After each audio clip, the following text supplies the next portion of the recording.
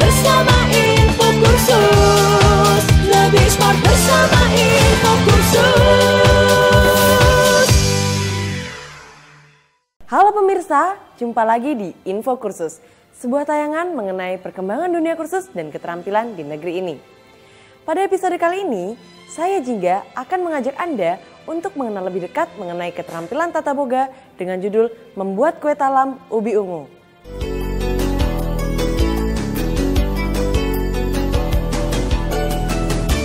Dan untuk membahas materi ini, saya akan ditemani oleh seorang narasumber yang sudah sangat lama bergelut dalam bidang keterampilan ini, yaitu Chef Herman. Nah pemirsa, mari kita simak penjelasan dari Chef Herman. Pemirsa Info Kursus, selamat bertemu lagi dengan kami dari Tata Boga. Kali ini saya akan mengajarkan bagaimana cara membuat kue talam dari ubi ungu. Pemirsa pasti mengetahui bahwasannya kue talam ini ada yang rasanya manis dan juga ada yang rasanya gurih. Kalau yang rasanya manis, tentunya kita bisa membuat dari bahan-bahan yang non beras, ubi ungu atau ubi kuning atau ubi yang putih yang tentunya rasanya manis. Dan bila kita membuat talam yang mempunyai cita rasa gurih, kita bisa topping isi atasnya dengan menggunakan ebi yang telah kita haluskan, kemudian kita masak dengan sedikit cabai supaya ada rasa asin, sedikit rasa pedas sebagai topping di atasnya. Nah itu adalah termasuk kelompok kue talam yang mempunyai rasa gurih. Kue talam kali ini yang akan kita tampilkan dan akan kita sampaikan kepada pemirsa Info Kursus adalah kue talam yang menggunakan ubi ungu. Pemirsa pasti mengetahui bahwasannya ubi ungu ini banyak mengandung zat antioksidan. Antioksidan ini adalah zat yang dapat mengeluarkan racun atau toksin dari dalam tubuh kita. Nah, jadi ubi ungu yang kita gunakan untuk membuat kue talam saat ini adalah kue talam yang sehat. Nanti kita akan mengetahui bagaimana proses tahap demi tahap dalam pembuatan kue talam ubi ungu dan juga alat-alat apa saja yang digunakan untuk membuat talam ubi ungu ini. Kue talam ubi ungu ini ya juga merupakan kue-kue yang masuk ke dalam kategori kue-kue tradisional dan termasuk dalam kue-kue jajan pasar. Kue-kue talam ini setiap hari tidak pernah absen. Pasti ada di tempat penjajah kue. Baik penjajah kue yang adanya hanya pagi hari ataupun penjajah kue yang memang mempunyai kios tersendiri. Ini bisa kita pilih di tempat kue-kue tersebut. Nah jadi kue talam ini merupakan kue tradisional yang nanti kita akan juga sajikan secara tradisional. Selain penampilan tradisional juga kita bisa tampilkan dengan cara yang menarik. Pemirsa Info Kursus, pada saat kita membuat kue talam ubi ungu yang banyak mengandung antioksidan, pemirsa perlu ketahui bahwasannya ubi ungu yang kita gunakan ya harus kita pilih yang terbaik tentunya. Jangan sampai banyak sekali lubang-lubang yang terdapat pada permukaan tekstur daripada ubi ungu ini. Kenapa? Karena kalau banyak lubang-lubang yang ada dalam tekstur di permukaan ubi ungu ini, tentunya di dalamnya juga rusak. Dan pemirsa, pilihlah ubi ungu yang benar-benar sudah matang tetapi tidak boleh terlalu tua. Karena kalau kita pilih ubi ungu yang sudah terlalu tua, rasa daripada ubi ungu ini mengeluarkan rasa pahit yang sangat tajam. Dan pada saat kita gunakan juga yang tua, seratnya terlalu kasar. Sehingga bila kita ingin membuat kue talam ubi ungu, pada saat kita haluskan, banyak sekali serat-serat yang kita harus keluarkan dari adonan ini. Kenapa? Karena pada saat kita membuat talam dari ubi ungu ini, adonannya harus benar-benar smooth, benar-benar tidak ada banyak serat di dalamnya, sehingga adonan yang kita buat benar-benar adonan yang licin, smooth, tidak ada tekstur-tekstur yang kasar ataupun serat-serat kasar yang mengganggu daripada kualitas adonan kue talam ubi ungu ini. Itu adalah pemilihan ubi ungu. Dan bahan-bahan yang digunakan nanti seperti tepung-tepung yang digunakan, tepung beras ataupun tepung sagu yang digunakan, juga pilihlah tepung sagu dan tepung beras yang memang kondisinya dalam keadaan kering atau dry. Sehingga pada saat kita membuat adonan, tepung itu tidak mengganggu tekstur daripada adonan tersebut, dan bau yang dikeluarkan oleh tepung yang memang sudah lembab itu akan mempengaruhi aroma daripada adonan yang kita buat. Nah pemirsa, demikian informasi yang telah saya sampaikan bagaimana membuat kue talam ubi ungu dan bagaimana memilih bahan-bahan yang akan kita gunakan untuk membuat kue talam ubi ungu. Pemirsa, pastinya Anda ingin mengetahui penjelasan lebih lanjut dari chef kita ini, bukan? Untuk itu, jangan kemana-mana, tetap di Info Kursus.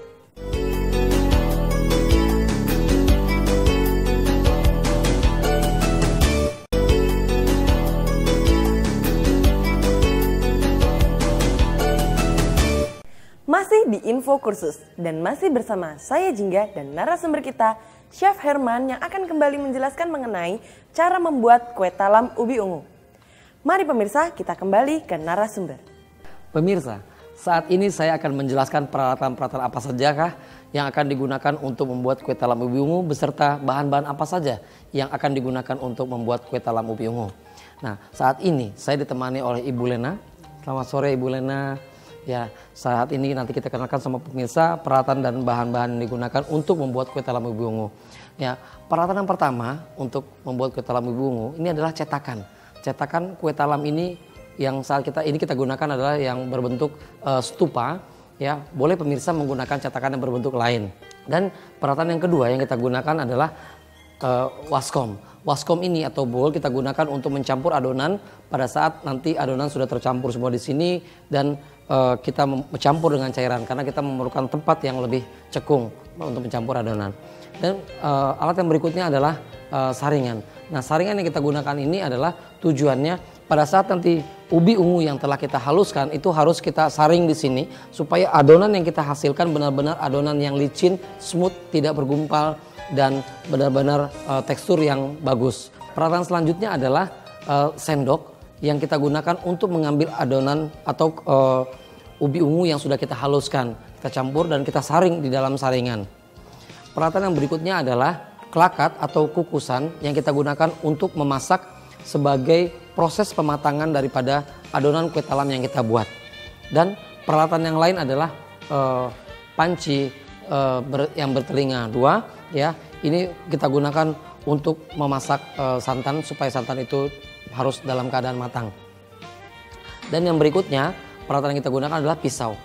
Pisau yang kita gunakan ini adalah untuk mengupas, untuk memotong ubi ungu. Kemudian setelah selesai itu bisa juga nanti kita memotong hiasan yang akan kita pakai ya, diantaranya daun pandan, daun pisang, itu bisa kita gunakan pisau. Dan yang berikutnya adalah sarung tangan atau hand glove. Ini adalah untuk menjaga hygiene sanitasi daripada seorang yang menghandle masakan atau makanan sehingga tidak dijamah langsung oleh tangan kita. Kemudian ada juga alat bantu yang lain adalah lap atau kitchen towel ataupun serbet. Ini bisa digunakan untuk mengelap peralatan yang kita gunakan. Dan peralatan berikutnya adalah koas. Nah, koas ini kita gunakan pada saat nanti cetakan ini kita oles dengan minyak. Karena jangan mengoles dengan jari-jari kita, tapi gunakanlah koas untuk mengoles cetakan yang akan kita gunakan untuk mencetak kue talam. Nah, setelah saya menjelaskan peralatan apa saja yang digunakan untuk membuat kue talam, maka saya akan menjelaskan bahan-bahan apa saja yang digunakan untuk membuat kue talam. Yang pertama kita gunakan adalah tepung beras. Ya, tepung beras ini pilihlah tepung beras yang masih baru. Kalau biasanya pemirsa kalau ingin lebih segar, kita membuat sendiri, digiling sendiri. Ya, jadi hasilnya lebih dry, lebih kering. Nah, setelah itu yang berikutnya adalah tepung sagu. Nah, tepung sagu yang kita gunakan juga pilihlah yang masih segar, yang masih fresh, kemudian kering, warnanya masih putih, jangan sampai berpiri warnanya agak kusam. Bahan berikutnya adalah ubi ungu. Nah, ini adalah bahan pokok yang kita gunakan untuk membuat kue talam ubi ungu. Jadi ubi ungu yang kita tampilkan di sini adalah ubi ungu yang sudah direbus dan sudah dihaluskan. Dan bahan yang berikutnya adalah gula pasir. Ini adalah gula yang kita gunakan sebagai penambah rasa pada saat kita membuat kue talam ubi ungu ini. Terus bahan berikutnya adalah santan. Ini adalah santan kental yang kita gunakan untuk membuat adonan kue talam ubi ungu. dan juga nanti santan ini kita gunakan untuk membuat lapisan atasnya. Nah, bahan yang berikutnya adalah garam untuk penambah rasa. Walaupun kue ini adalah kue manis, tapi setidaknya kita nambahkan garam supaya rasa manisnya itu lebih netral. Kemudian kita menggunakan vanili. Vanili yang bubuk kita gunakan itu untuk menambah aroma, kemudian flavor ya daripada kue talam ubi ungu. Dan selanjutnya bahan yang kita gunakan juga adalah minyak goreng. Minyak goreng ini tidak dipakai sebagai bahan pokok, tapi hanya untuk mengoles cetakan ya yang kita gunakan.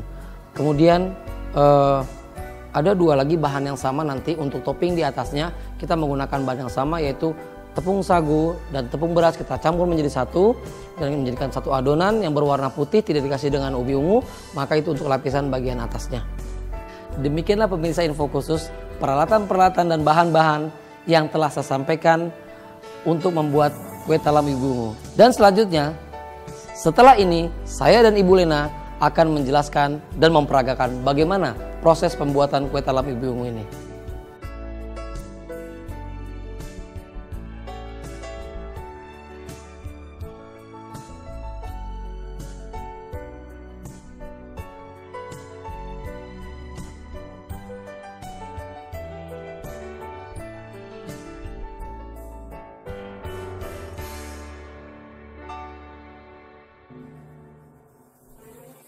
Pemirsa, pastinya Anda sudah tidak sabar untuk mengetahui penjelasan lebih lanjut dari Chef Herman, bukan? Untuk itu, jangan kemana-mana, tetap di Info Kursus.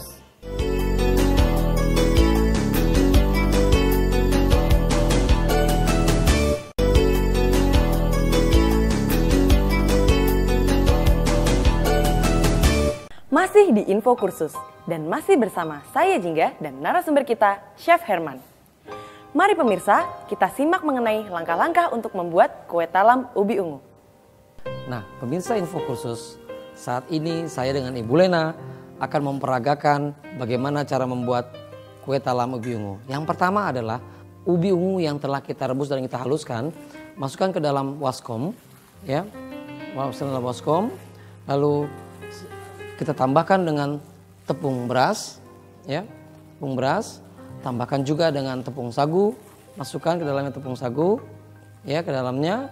Kemudian kita remat-remat terlebih dahulu, ya, sambil sedikit diberi santan, sedikit demi sedikit adonan itu dihaluskan, ya, dengan, ya, tentunya kita menggunakan hand glove. Tetapi bisa juga kita menggunakan balon whisk atau kocokan telur, ya, untuk menghaluskan ini. Namun tidak bisa kita merasakan tekstur daripada ubi ungu itu apakah sudah lembut atau belum. Maka sebaiknya dengan secara tradisional kita menggunakan tangan kita untuk meremat-remat, ya, sampai ubi ungu dengan tepung beras yang digunakan sedikit demi sedikit tercampur secara merata dan menjadikan adonan itu halus, lembut dan tidak bergumpal. Selanjutnya kita masukkan garam, ya, kemudian vanili bubuk yang sudah kita takar, ya, lalu kita tambahkan sedikit air, ya, untuk membantu daripada adonan ini menjadi larut, sambil terus kita remat atau sampai lumat semuanya.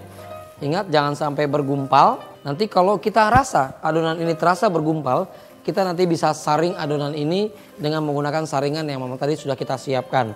Sedikit demi sedikit kita bisa masukkan santan lagi, ya. Kita bisa tambahkan santan sedikit demi sedikit sampai adonan ini benar-benar lumat.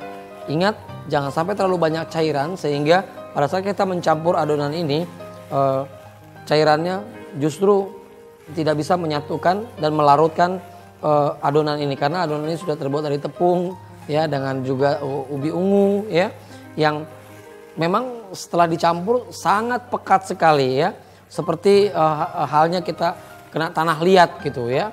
Ini sangat pekat sekali. Jadi sedikit demi sedikit kita tambahkan cairan, ya, yang berupa santan. Boleh juga kita tambahkan sedikit air putih, ya, untuk melarutkan adonan ini. Ingat pemirsa, pada saat mencampur kita harus meratakan di dinding-dinding waskom itu juga banyak cairan santan di sana.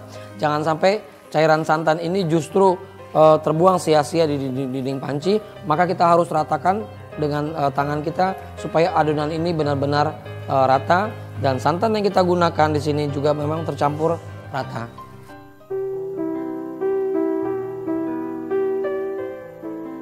Nah pemirsa, ini adalah hasil ya adonan tersebut.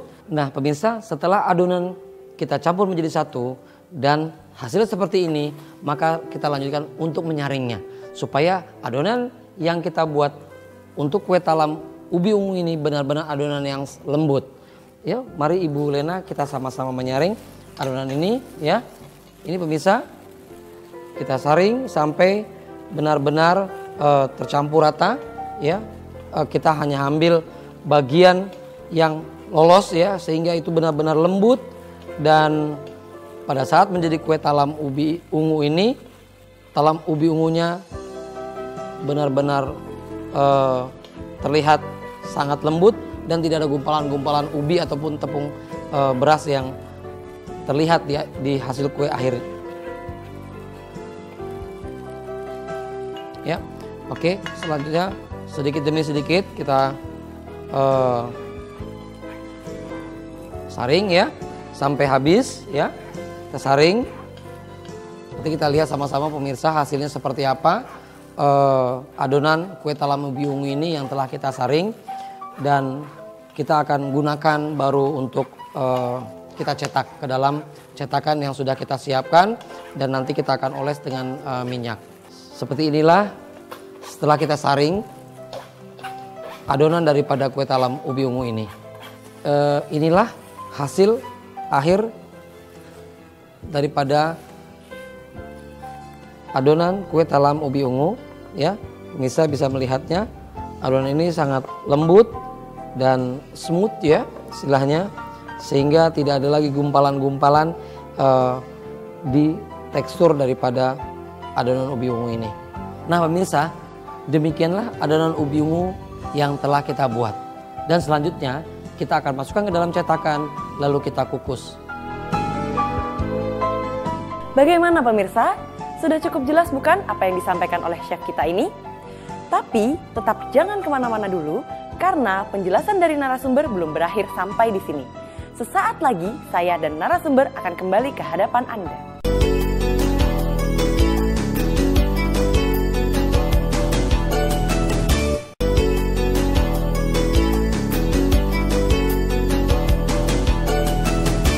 Masih di Info Kursus, dan masih bersama saya Jingga dan narasumber kita, Chef Herman, yang membahas mengenai bagaimana cara membuat kue talam ubi ungu. Nah pemirsa, mari kita kembali ke narasumber. Nah pemirsa, setelah adonan kue ubi ungu ini dibuat, maka selanjutnya adonan tersebut kita masukkan ke dalam cetakan yang telah kita oles dengan minyak goreng. Satu demi satu kita masukkan adonan ini ke dalam cetakan. Ingat pemirsa, jangan terlalu penuh memasukkan adonan yang berwarna ungu ini, karena nanti setelah ubi ungu ini yang pertama, adonan pertama ini kita kukus dan sudah padat hasilnya, maka nanti selanjutnya kita akan melapisi adonan ubi ungu yang atas ini dengan lapisan yang berwarna putih ya.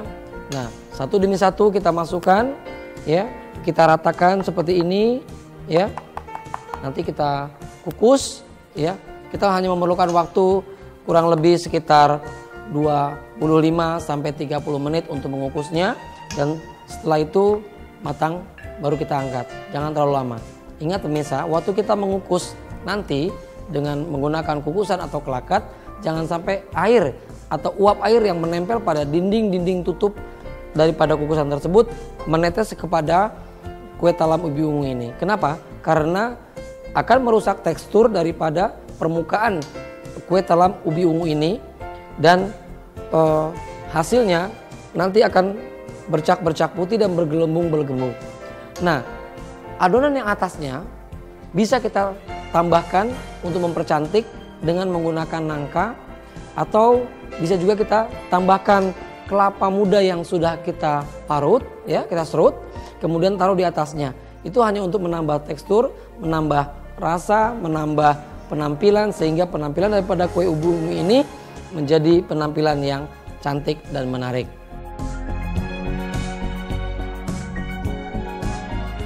Nah pemirsa, setelah adonan kue talam ubi ungu ini dimasukkan ke dalam cetakan, maka selanjutnya kita akan kukus.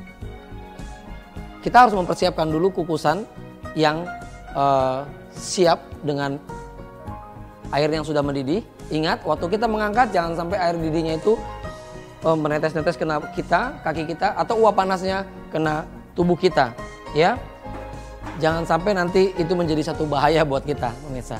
Nah, satu demi satu kita masukkan ke dalam kukusan sehingga nanti kurang lebih sekitar 25 menit atau 25 menit cukup waktunya matang.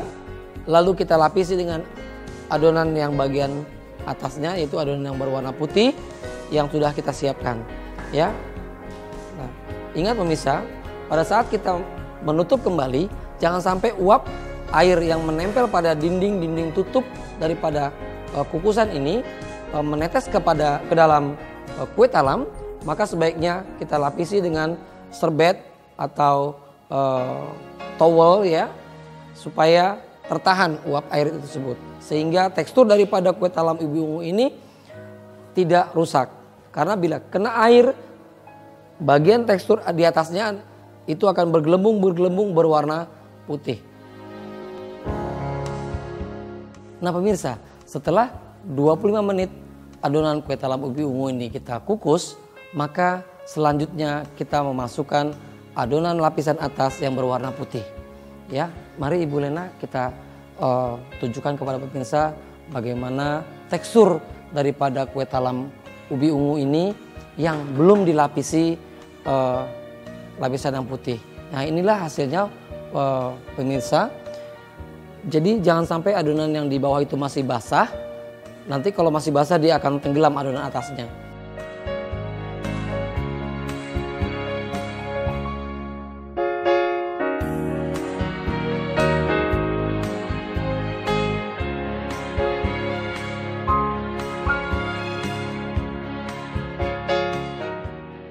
Adonan putih ini kita tuangkan sedikit demi sedikit, ya, ke dalam cetakan sehingga menutupi adonan yang berwarna ungu, dan nanti hasilnya akan terlihat lapisan antara putih dan ungu daripada kue talam ubi ungu ini.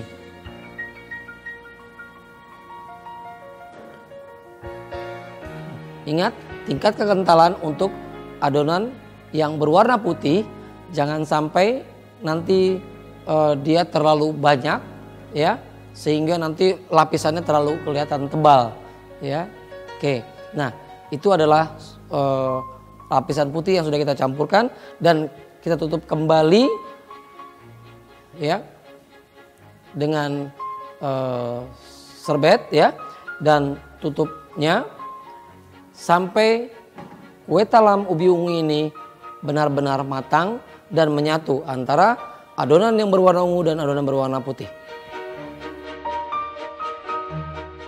Kue talam ubi ungu yang telah kita kukus selama 25-30 menit sudah matang. Nanti selanjutnya kita matikan kompornya dan kita angkat kue talam ubi ungu yang telah matang tersebut. Nanti satu persatu kita sajikan di dalam piring atau kita sajikan di dalam wadah yang sudah kita buat dengan dialas daun pisang, daun pandan, ataupun juga disajikan dengan kreasi yang lainnya. Ya, hati-hati pada saat mengangkat ini karena ini masih panas sekali, ya. Jadi harus kita siapkan alatnya yang dekat, ya, dari sini dan lebih dekat, karena jangan sampai nanti kita mengangkat terlalu jauh untuk kue ini karena sudah sangat panas sekali, ya.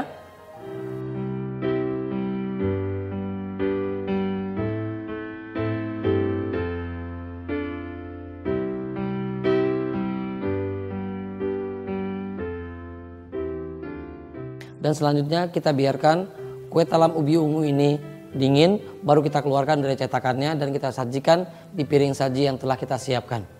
Nah pemirsa, inilah kue talam ubi ungu yang telah kita buat.